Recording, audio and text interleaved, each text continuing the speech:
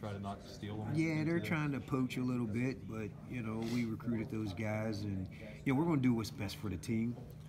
But obviously, right now, those guys are coming in, and we love to have them on our defensive side. Terry, is there a part of your depth chart that you wish you had been able to do more with today? A position that you would have liked to brought in some more talent for? Defensively, we're really happy where we are. You know, obviously we have a couple scholarship positions still open, so we'll hone in on some guys here in January and try to finish up the class come February. But right now, we're really happy where we are. Do you anticipate being able to do anything over the next couple days before this early period ends?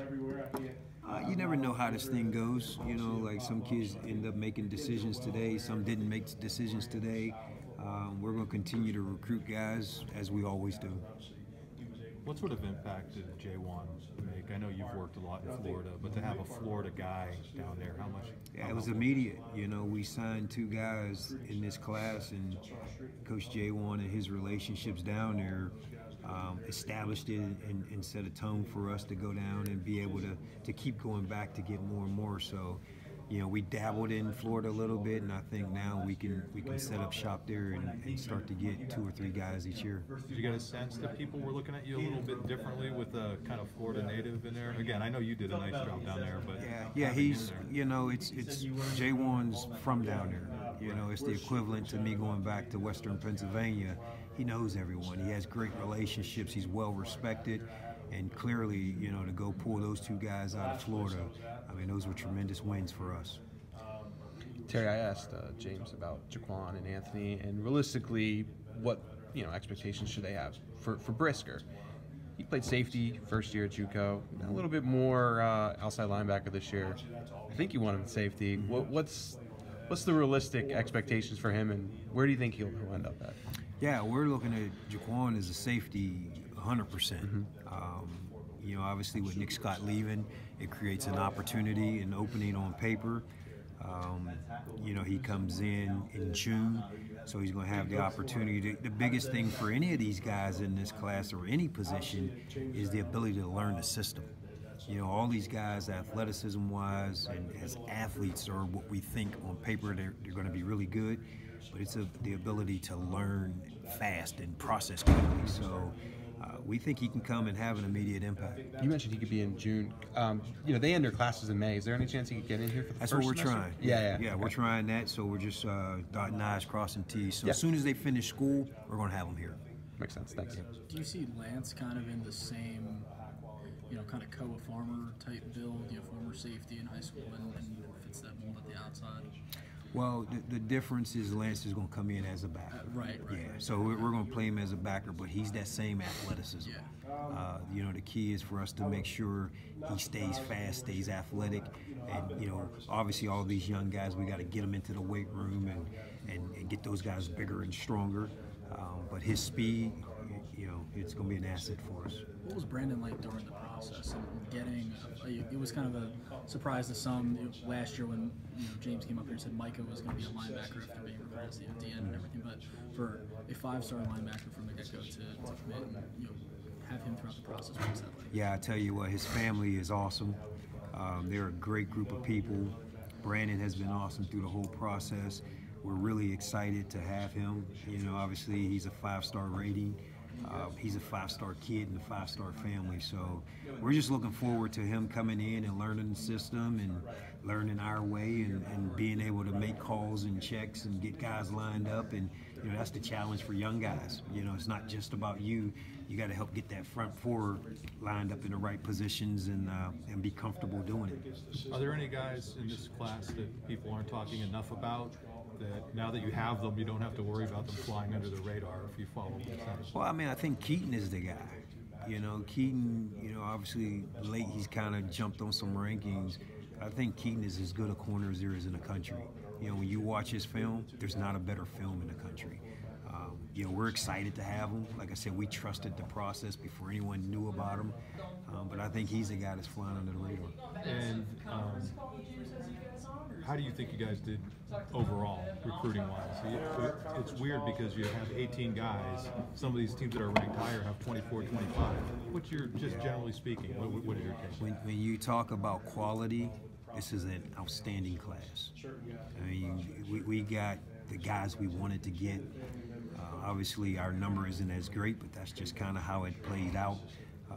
But the ones we got, they're going to contribute, and they're going to be instant impact for us. And you know, with the new rule, where these guys get to play 4 games as freshmen, man, that's a great asset for us to get these guys experience. And you know, probably half of these guys are going to not redshirt and play through the year. And who knows, if 1 or 2 may become starters, the others are going to be major contributors. Thanks, sir. Last year, you pointed out Jesse Luketa as the catalyst of his class and someone that was the linchpin. Couldn't quite get a read on that as much in this class. Who would you say evaluate? Was it more multiple guys this time around? Yeah, it was more multiple guys. You know, Keaton was kind of behind the scenes. Him and his family, you know, they're Penn State through and through. Brandon Smith and his family played a big role. Caden Wallace. Yeah, Caden Wallace's dad. I mean, he was all over the place with everyone, and I mean, there was a lot of people that kind of just contributed. It wasn't just one single person or family, and that speaks on behalf of this class too. It was a close group. You know, those guys know they're coming in together, and you know, we think this is going to be a cornerstone of some great things for Penn State to come. When you recruit on the defensive side of the ball, is there a balance between reacting to where offenses are now and where you think they're going, or is it you want to play a certain style of defense, so you're going to find those guys that fit that mold? How do you kind of mesh, you know, being not reactive and proactive, also doing what you want to do? Yeah, it's a combination of playing the defense that we want to play, but getting the best players to come in, and then we make adjustments. No different than like Micah last year. You know, Micah played down as a D lineman, and then we decided to move him to a linebacker here. It was the best fit for him and for us. So, you know, we're going to try to utilize the guys and put them in positions of strength and where they're an asset and where they can make plays. And essentially that's what it comes down to is, you know, first and foremost for us as a defense, we got to stop the run.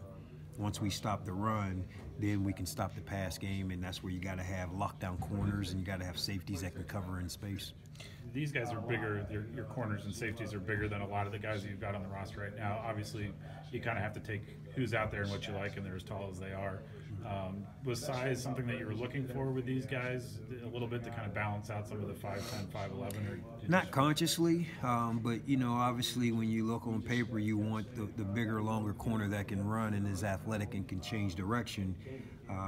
But we didn't consciously say can't bring any small guys in. It was just, you know, in our footprint, especially the DBs, the Northeast region, we had a lot of guys, and there was a ton of guys that we didn't end up offering scholarships to, but we felt like these were the best guys in the Northeast, and you know, we got those guys, and we're excited to have them.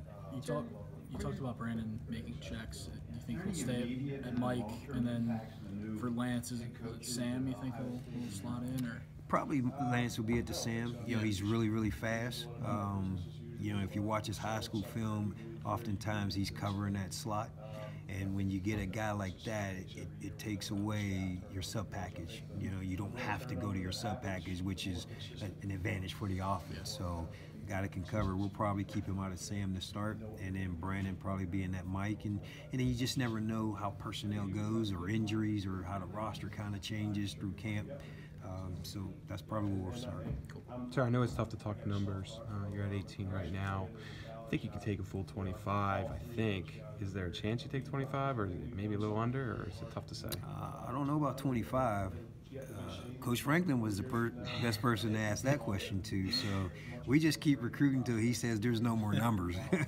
You know, I'll go try to get 6 more DBs. No, just kidding. Actually, that was actually my other question. Is there any chance you take another DB, or is it probably done? There's always a possibility. Yeah. You know, at this point, you know, with scholarships open, we got to determine how many will go to the defensive side, how many will go to offense, how many do we do another special team guy. And at that point, then you start to look at who are the best players available, you know, and do we have a need for them. So, you know, those decisions have yet to be made. And, you know, obviously there's still a couple guys on the board that we're still going to go after, and, you know, try to get those guys locked in and just keep recruiting. What's the process like when